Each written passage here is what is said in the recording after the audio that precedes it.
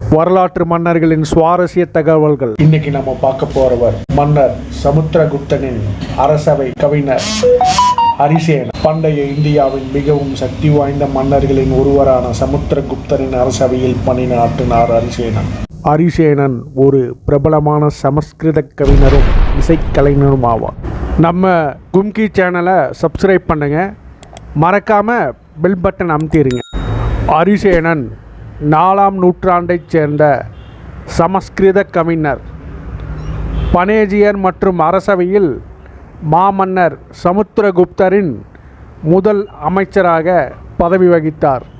கிபி 345 எழுதப்பட்ட அவரது மிகவும் பிரபலமான கவிதை சமுத்திரகுப்தரின் துணிச்சலை விவரிக்கிறது மற்றும் அலகாபாத் தூணில் பொறிக்கப்பட்டுள்ளது.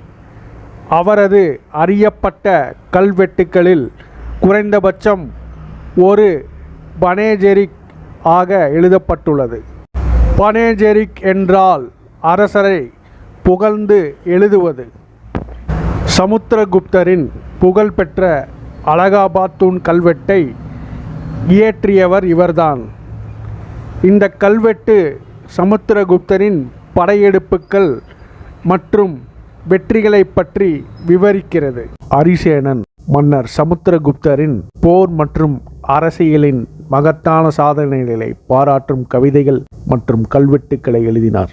சமுத்திரகுப்தரின் அரசவையில் அரிசேனர் முதலமைச்சராகவும் இருந்தார். அவர் ராஜ்யத்தின் பல முக்கியமான விஷயங்களில் உதவினார். அவர் ராஜாவுடன் நெருங்கிய நட்பை கொண்டிருந்தார். மேலும் அவர்கள் இருவரும் வாசிப்பதில் மகிழ்ச்சி அடைந்தனர். அரச திருமணத்தின் உதவி சமுத்திரகுப்தருக்கு ரத்தத்தேவிக்கும் திருமணத்தை ஏற்பாடு செய்வதில் அரிசேனரின் பங்கும் பெரிது. பின்னர் அவர் ராணியானார். இது மன்னரின் வாழ்க்கையில் அரிசேனரின் முக்கியத்துவம் மற்றும் நம்பிக்கை இது காட்டுகிறது. அரிசேனரின் மிகவும் பிரபலமான படைப்பு கிபி 345 எழுதப்பட்ட கவிதையாகும். எழுதப்பட்ட கவிதையில் இது அலகாபாத் தூணில் பொறிக்கப்பட்டுள்ளது. இந்த கவிதை சமுத்திரகுப்தரின் துணிச்சல், வெற்றிகள் மற்றும் கருணை பற்றி கதையை சொல்கிறது. இது இந்திய வரலாற்றின் மிக முக்கியமான பகுதிகளில் ஒன்றாகும் மற்றும் குப்த சாம்ராஜ்யம் பற்றிய பல தகவல்களை வழங்கும். அரிசேனரும் காவிய கவிதைகளில் ஆரம்ப கால எழுத்தாளர்களின் ஒரு.